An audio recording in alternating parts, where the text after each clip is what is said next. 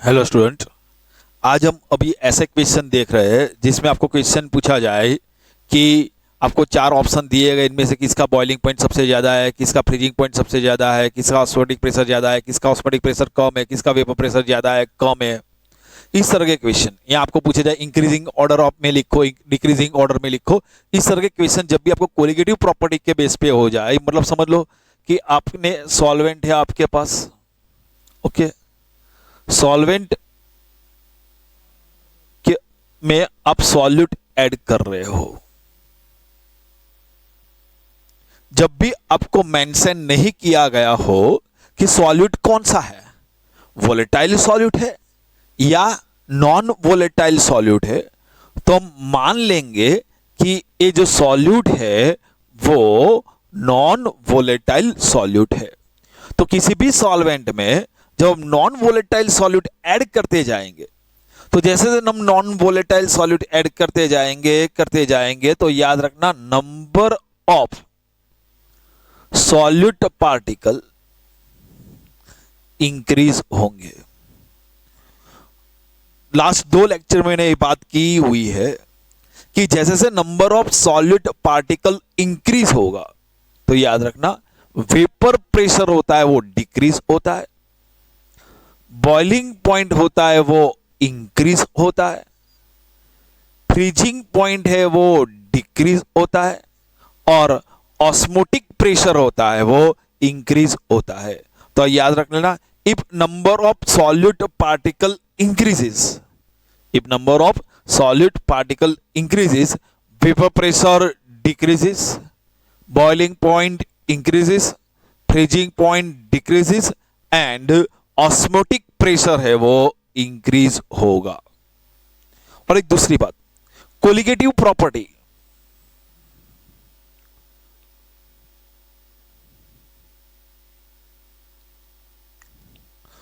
Colligative property किसको बोले? The property of the solution which depends upon only on number of solute particle पे depend करता है, वैसी प्रॉपर्टी को हम बोलते हैं कोलिगेटिव प्रॉपर्टी। तो कौन कौन सी कोलिगेटिव प्रॉपर्टी है वो याद रखना, relative lowering in vapour pressure,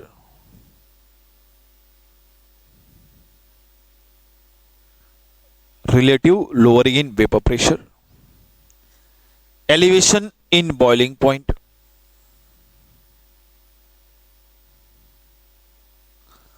depression in freezing point,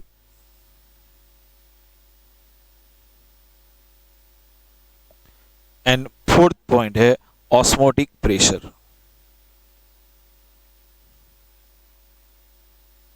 तो relative lowering in vapour pressure, depression in elevation in boiling point, depression in freezing point और ऑस्मोटिक प्रेशर एक कोलिगेटिव प्रॉपर्टी है, वो याद रख लेना। अब दूसरी बात रखना, क्या बॉइलिंग पॉइंट है वो कोलिगेटिव प्रॉपर्टी है? तो याद रखना कि जो बॉइलिंग पॉइंट है वो बॉइलिंग पॉइंट वो कोलिगेटिव प्रॉपर्टी नहीं है, लेकिन बॉइलिंग पॉइंट में जो एलिवेशन होता है, बॉइलिंग पॉइंट में जो चेंज होता है, बॉइलिंग पॉइंट जो इंक्रीज होता है ना, वो कोलिगेटिव प्रॉपर्टी है। क्योंकि बॉइलिंग पॉइंट देखो वो क्वांटिटी पे, नंबर ऑफ कॉन्सेंट्रेशन पे डिपेंड नहीं करता है। हम वाटर लेते हैं, इतना वाटर लो या इतना वाटर लो या इतना वाटर लो, वाटर का बॉइलिंग पॉइंट कितना रहेगा? 100 डिग्री सेंटीग्रेड। तो इसी तरह फ्रीजिंग पॉइंट, तो फ्रीजिंग पॉइंट याद रखना, फ्रीजिंग पॉइंट कोलिगेटिव प्रॉपर्टी नहीं है, लेकिन depression in freezing point colligative property है।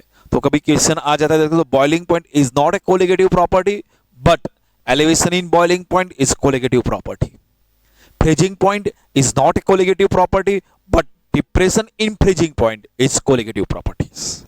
दूसरा याद रखना, एक प्रॉब्लमेटिक है वेपर प्रेशर। तो याद रखना, vapour pressure is not a colligative property but relative lowering in vapour pressure. तो यहां पे डाउट प्रॉब्लमेटिक है, याद रखना। तो वेपर प्रेशर को हम हमारे टेक्स्ट बुक में जो लिखा है ना वही बोलेंगे कि relative lowering in vapour pressure colligative property है, लेकिन वेपर प्रेशर वो कोलिगेटिव प्रॉपर्टी नहीं है। Delta P change in vapour pressure वो भी कोलिगेटिव प्रॉपर्टी नहीं है। Relative lowering in vapour pressure मतलब डेल्टा पी अपॉन P10 वो कोलिगेटिव प्रॉपर्टी है, याद रखना। तो डेल्टा पी कोलिगेटिव प्रॉपर्टी नहीं है, चेंज इन वेपर प्रेशर भी कोलिगेटिव प्रॉपर्टी हमने टेक्स्ट बुक में नहीं की बने। तो relative lowering in vapour pressure delta P upon P10 मतलब वो लिखते थे ना P10 minus P1 upon P10, ए जो है ना वो कोलिगेटिव प्रॉपर्टी है। डेल्टा पी अपॉन P10 वो कोलिगेटिव प्रॉपर्टी है, मतलब रिलेटिव लोअरिंग वेपर प्रेशर वो कोलिगेटिव प्रॉपर्टी है। चेंज इन वेपर प्रेशर वो कोलिगेटिव प्रॉपर्टी नहीं है। तो यहां से क्वेश्चन बन सकते हैं, तो याद कर लेना अच्छी तरह हो।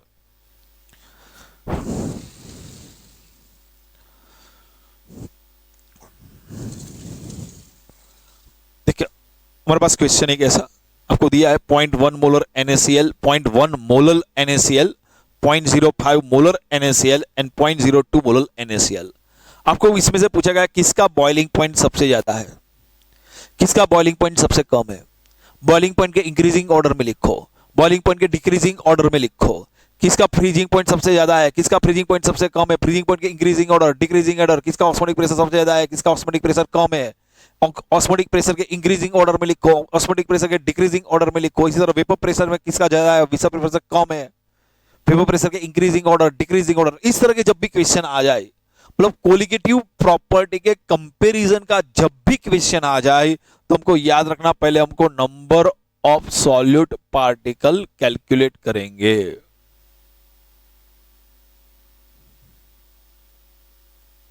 याद रखना क्या कैलकुलेट करेंगे, नंबर ऑफ सॉल्यूट पार्टिकल। और number of solute particle calculate करने के लिए हमारे पास फॉर्मूला है mole multiply by van't Hoff factor i. तो number of solute particle calculate करने के लिए हम क्या करेंगे, mole multiply by van't Hoff factor i. तो अब देखो 0.1 मोलर NaCl है, तो हम क्या करेंगे, जितनी भी मोलारिटी होगी या जितनी भी मोलालिटी होगी, जितनी भी मोलारिटी होगी या जितनी भी मोलालिटी होगी उतना मोल ले लेंगे। देखो 0.1 मोलर NaCl है, तो 0.1 मोलर NaCl है तो मोल कितना होगा 0.1। कितने मोल है 0.1। और NaCl में नंबर ऑफ सॉलिड पार्टिकल कितना होता है, तक Na प्लस और Cl माइनस। तो number of solid particle, number of ion कितने हुए 2, तो वन टॉप फैक्टर आई की वैल्यू हुई 2। तो 0.1 मल्टीप्लाई बाई 2 तो क्या होगा 0.2। ओके अब देखो यहां पे 0.01 मोलल NaCl, तो जितने भी मोलल दिए ना इतना मोल लिख दो। तो मोल कितने लेंगे हम 0.01। और उसके लिए वन टॉप फैक्टर क्या होगा, NaCl का आयनेशन होने से क्या बनेगा Na plus Cl minus 2 ion produce होंगे, तो वन टॉप फैक्टर आई कितना होगा 2। तो 0.01 मल्टीप्लाई बाई 2 तो 0.02। 0.05 मोलर NaCl, तो जितने भी मोलर है इतना मोल ले लो। और NaCl के लिए वन टॉप फैक्टर आई की वैल्यू है 2, तो 0.05 मल्टीप्लाई बाई तो 0.10। 0.02 मोलल मतलब उसकी मोलालिटी है 0.02 मोलल, तो मोल हो जाएंगे 0.02। और NaCl के लिए वन टॉप फैक्टर है 2, तो 0.04। अब देखना, if number of solute particle increases, if number of solute particle increases, तो हम क्या बोलेंगे, boiling point increases. Vapour pressure decreases, boiling point increases. तो बताओ इसमें से option A B C D में से किस में नंबर ऑफ सॉलिड पार्टिकल सबसे ज्यादा है। गड़बड़ मत करना, ये 0.2 लिखा है मतलब 0.20 है, 0.20, 0.02, 0.10, 0.02 इसका सबसे ज्यादा है। तो इसका बॉइलिंग पॉइंट सबसे ज्यादा होगा। उससे कम किसका है 0.10 सी, उससे कम डी, और सबसे कम नंबर ऑफ पार्टिकल बी में है, तो इसका बॉइलिंग पॉइंट सबसे कम इसमें होगा। तुमको पूछा जाए कि सबसे ज्यादा बॉइलिंग पॉइंट किसका होगा, option A 0.1 molar NaCl solution. सबसे लोएस्ट बॉइलिंग पॉइंट किसका होगा, ऑप्शन बी 0.01 मोलर NaCl। आपको पूछा जाए कि increasing order, 13 increasing order, decreasing reverse कर दो डिक्रीजिंग। फ्रीजिंग पॉइंट पूछा जाए तो देखो, if number of solid particle increases freezing point decreases. तो जिसके नंबर ऑफ सॉलिड पार्टिकल सबसे ज्यादा होगा उसका फ्रीजिंग पॉइंट सबसे कम होगा। तो नंबर ऑफ सॉलिड पार्टिकल सबसे किस में ज्यादा है, ए, तो इसका फ्रीजिंग पॉइंट सबसे कम, उसके बाद सी, उसके बाद डी, उसके बाद बी। तो सबसे ज्यादा फ्रीजिंग पॉइंट किसका होगा, ऑप्शन बी का। सबसे कम फ्रीजिंग पॉइंट ऑप्शन ए का। तो नंबर ऑफ सॉलिड पार्टिकल निकाल दो और फिर अब कंपेयर कर लो। तो हम देखते हैं, चलो ऑस्मोटिक प्रेशर। तो हम देखो, if number of solid particle increases osmotic pressure increases. तो जिसका नंबर ऑफ सॉलिड पार्टिकल सबसे ज्यादा होगा उसका ऑस्मोटिक प्रेशर सबसे ज्यादा होगा। तो A, C, D, B. Vapour pressure, if number of solid particle increases vapour pressure decreases. तो वेपर प्रेशर, जिसमें नंबर ऑफ सॉलिड पार्टिकल सबसे ज्यादा होगा उसका वेपर प्रेशर कम होगा। तो ऑप्शन ए, उसके बाद आएगा सी, उसके बाद आएगा डी, उसके बाद आएगा बी।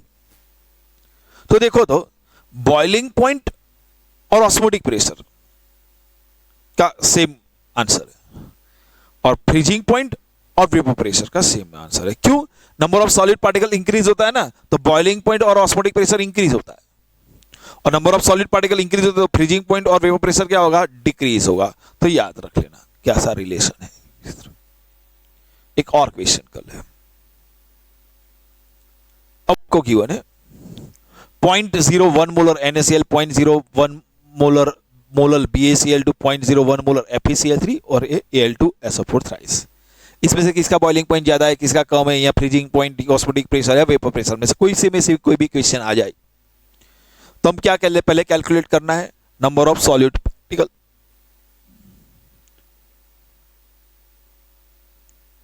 तो number of solid particle calculate करने के लिए मेरे पास क्या फॉर्मूला है, mole multiply by 1 Hoff factor Na।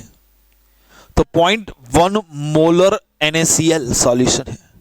तो 0.1 मोलर NaCl सॉल्यूशन है, तो जितनी मोलारिटी है उतना मोल लिख दो। तो 0.1 मोलर के लिए मोल कितना होगा, 0.1। और NaCl के लिए 1 टॉप फैक्टर I कितना है, NaCl का आयोनाइजेशन होने से क्या बनेगा, Na प्लस और Cl माइनस। तो कितने आयन हुए, 2। तो 1 टॉप फैक्टर 2, तो 0.1 मल्टीप्लाई बाई 2, 0.2। अब देखो BaCl2 के लिए मोलल कितना है, 0.1 मोलल है, 0.1 मोलल है तो मोल कितना होगा, 0.1।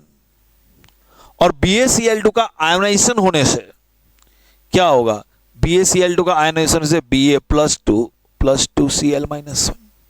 कितने आयन हुए, 1 प्लस 2 3। तो 1 टॉप फैक्टर I की वैल्यू होगी 3। तो 0.1 मल्टीप्लाई बाई 3, 0.3। 0.1 मोलर, तो जितना मोलर है उतना मोल 0.1।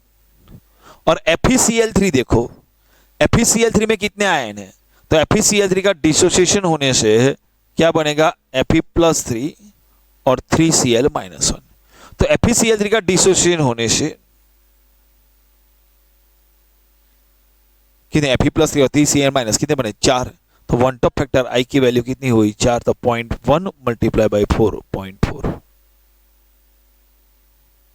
अब देखो 0.1 मोलल Al2SO4 थ्राइस, तो कितने मोलल है, 0.1। तो मोल कितने हो गए, 0.1। Al2SO4 थ्राइस का आयोनाइजेशन होगा तो क्या होगा, Al plus 3 SO4 minus 2। Al कितने हैं, 2।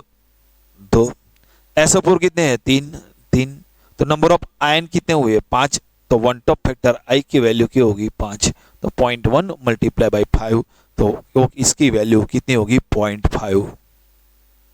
लो, यहां तक किसी को डाउट है। अब देखो, if number of solid particle increases,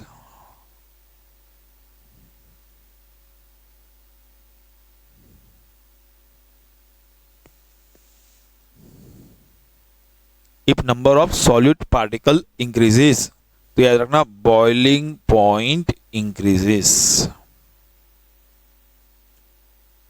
जैसे जैसे number of solute particle increase होगा उसका बॉइलिंग पॉइंट भी इंक्रीज होगा।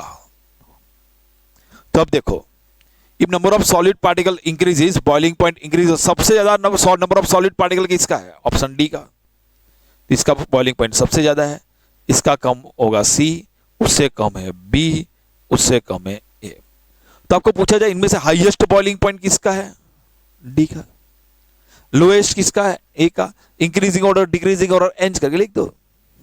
चलो फ्रीजिंग पॉइंट पूछा जाए। If number of solid particle increases freezing point decreases. तो जिसके नंबर ऑफ सॉलिड पार्टिकल सबसे ज्यादा होगा उसका फ्रीजिंग पॉइंट कम होगा। तो नंबर ऑफ सॉलिड पार्टिकल सबसे ज्यादा किसमें है? डी में। तो इसका फ्रीजिंग पॉइंट सबसे कम है।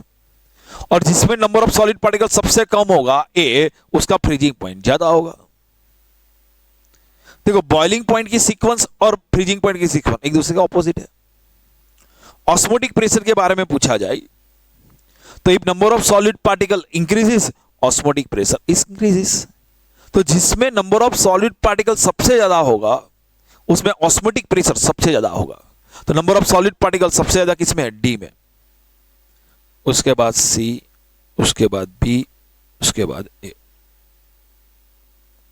और क्वेश्चन ले ले। Vapour pressure. If number of solid particle increases vapour pressure decreases. If number of solid particle increases vapour pressure decreases. तो देखो जिसका नंबर ऑफ सॉलिड पार्टिकल सबसे ज्यादा है उसका वेपर प्रेशर कम होगा। तो नंबर ऑफ सॉलिड पार्टिकल सबसे ज्यादा किसमें है? डी में। इसका वेपर प्रेशर सबसे कम होगा डी, सी, बी, ए। बोलो अब सीक्वेंस में आपको कोई भी क्वेश्चन पूछा जाए इस तरह कि इसका वेपर प्रेशर कम है, ज्यादा है, इंक्रीजिंग ऑर्डर, डिक्रीजिंग ऑर्डर, लिख सकते हो ना। इनमें 16 टाइप के क्वेश्चन बन गए। जो देखो बॉइलिंग पॉइंट सबसे ज्यादा किसका, बॉइलिंग पॉइंट कम किसका, इंक्रीजिंग डिक्रीजिंग, इसके लिए 4 4 4 4। ओके चलो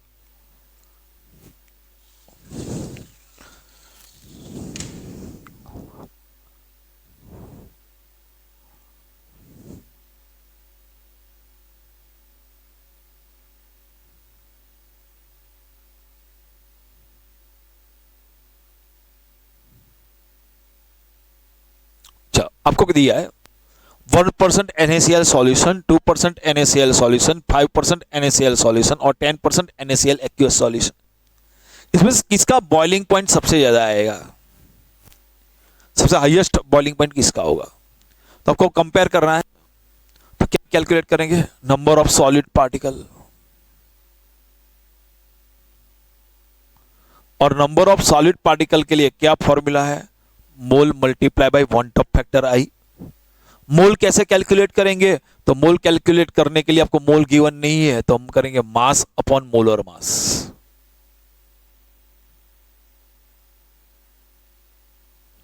मास भी आपको गिवन नहीं है तो जितना परसेंटेज है उतना मास ले लो।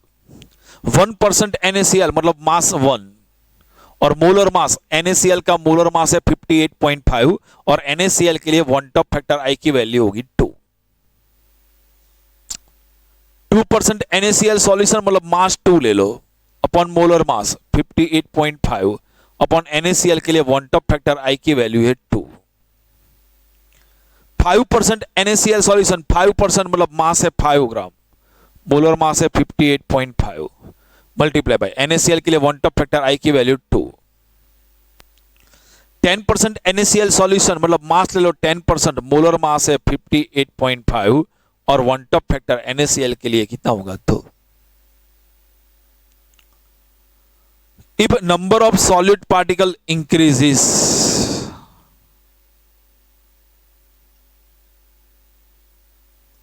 Boiling point increases. तो सबसे ज्यादा नंबर ऑफ सॉलिड पार्टिकल कहां पे होगा? तो देखो आप के विदाउट कैलकुलेशन भी समझ सकते हो ना। 1/58.5 है मल्टीप्लाई 2 सब सेम है 58 डिवाइड बाई सबसे कॉमन है तो इसमें सबसे ज्यादा वैल्यू है। तो उसका आंसर आपको नहीं समझ में आ रहा है तो कैलकुलेशन कर लो। अभी विदाउट कैलकुलेशन समझ में आ जाएगा तो समझ में आ जाएगा इसमें नंबर ऑफ सॉलिड पार्टिकल सबसे ज्यादा है, तो नंबर ऑफ सॉलिड पार्टिकल सबसे ज्यादा, तो बॉइलिंग पॉइंट सबसे ज्यादा होगा, तो हमारा आंसर क्या हो जाएगा? डी। ओके, चलो नेक्स्ट क्वेश्चन देखते हैं। 1 molar NaOH and 1 molar NaOH, ये दोनों में से किसका ऑस्मोटिक प्रेशर ज्यादा होगा, कंपेयर करना है। तो हम तो ऐसा सोचते हैं कि 1 मोलर NaOH और 1 मोलर NaOH है, तो पहले नंबर ऑफ सॉलिड पार्टिकल निकाल दे, तो नंबर ऑफ सॉलिड पार्टिकल तो सेम आएगा। देखो कैसे,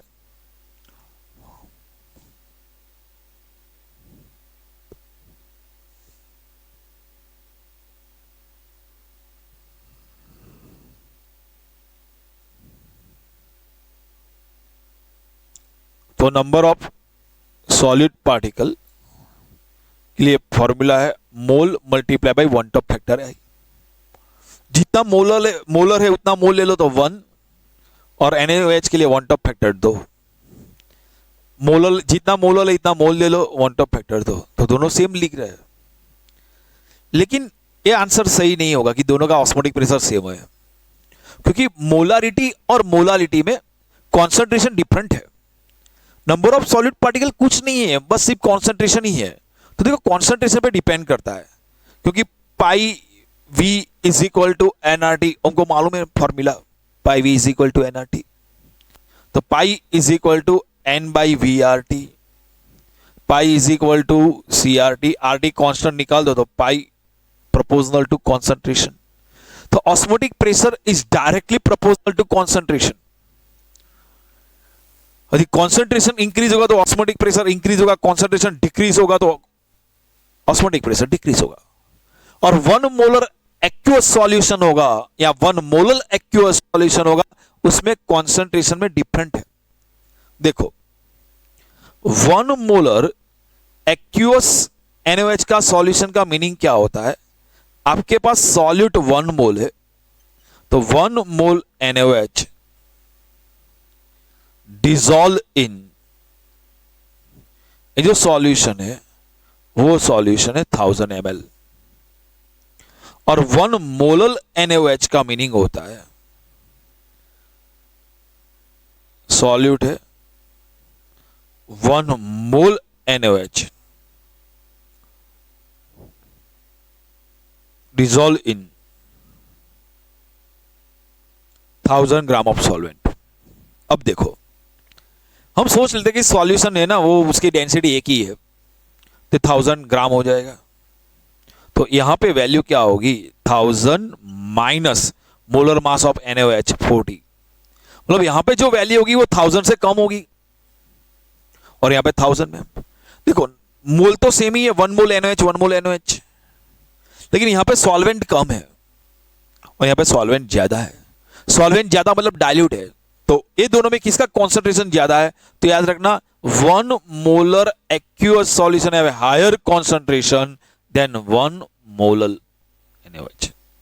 जब आप मोलारिटी और मोलारिटी देखते हो और 1 टॉप फैक्टर सेम होता है, तो याद रखना मोलारिटी का कॉन्सेंट्रेशन ज्यादा होगा कंपेयर टू मोलालिटी, और कॉन्सेंट्रेशन ज्यादा होगा तो उसका ऑस्मोटिक प्रेशर भी ज्यादा होगा। तो 1 मोलर NaOH का ऑस्मोटिक प्रेशर ज्यादा होगा compare to 1 molar NaOH solution, याद रखना। तो ये आपको इक्वेशन का 1 मोलर NaOH। नॉर्मली हम क्या करते हैं, कुछ प्रॉब्लम जब हमने यहां पे देखो मोलर और मोलर था तो हमने कुछ नहीं किया था, क्योंकि 1 टॉप फैक्टर सेम नहीं आ रहे थे। जब 1 टॉप फैक्टर सेम आता है तो हमको देखना है मोलारिटी और मोलालिटी में, मोलारिटी का नंबर ऑफ सॉलिड, जब number of solid particle same हो जाए मोलारिटी और मोलालिटी में, तब याद रखना मोलारिटी का कॉन्सेंट्रेशन ज्यादा होगा तो उसका कोलिगेटिव प्रॉपर्टीज ज्यादा होगी, नंबर ऑफ सॉलिड पार्टिकल ज्यादा ले लेंगे उसके। ओके, ये बात समझ में आ गई। एक और क्वेश्चन लिखते हैं, 0.01 molar BaCl2, 0.01 molar KCl, 0.01 molar acetic acid, और ओके इसमें से सीक्वेंस अरेंज करनी है। ओके आपको, और आपको आंसर गिवन है D C B A, दूसरा आंसर है ए, बी, सी, डी। सो दोनों में से एक ही ऑप्शन सिलेक्ट करना है। ओके, तो आपको देखना है तो किसका बॉइलिंग पॉइंट ज्यादा है। ओके, तो आपको number of solid particle calculate करना है। तो नंबर ऑफ सॉलिड पार्टिकल के लिए आपके पास फॉर्मूला है mole multiply by van't Hoff factor i. तो याद रखना, जब आपको number of solid particle calculate करना है तो आपके पास फॉर्मूला है mole multiply by van't Hoff factor i. तो 0.01 मोलर है तो मोल कितने होंगे 0.01, और BaCl2 के लिए वन टॉप फैक्टर आई की वैल्यू क्या होगी, तो BaCl2 का आयोनाइजेशन होने से क्या बनेगा Ba+2 प्लस 2Cl-1। तो 1 + 2 कितने आयन होते हैं 3 आयन होते हैं, तो वन टॉप फैक्टर आई की वैल्यू होती है 3। तो 0.01 मल्टीप्लाई बाई 3 तो उसका होगा 0.03। तो 0.01 मोलर BaCl2 के लिए वैल्यू होगा 0.03। ओके, यहां पे देखो 0.01 मोलर, ये 0.01 मोलर है, और एक KCl के लिए K + Cl- कितने हैं 2। अब एसिडिक एसिड के लिए मोल कितने हैं 0.01, तो 0.01 एसिडिक एसिड का आयोनाइजेशन होने से क्या बनता है CH3COO- प्लस H+, तो 2। 0.01 मोलर तो 0.01, और ये सुक्रोज आइडियल सब्सटेंस है, उसका डिसोसिएशन भी नहीं होगा, एसोसिएशन भी नहीं होगा, तो 1।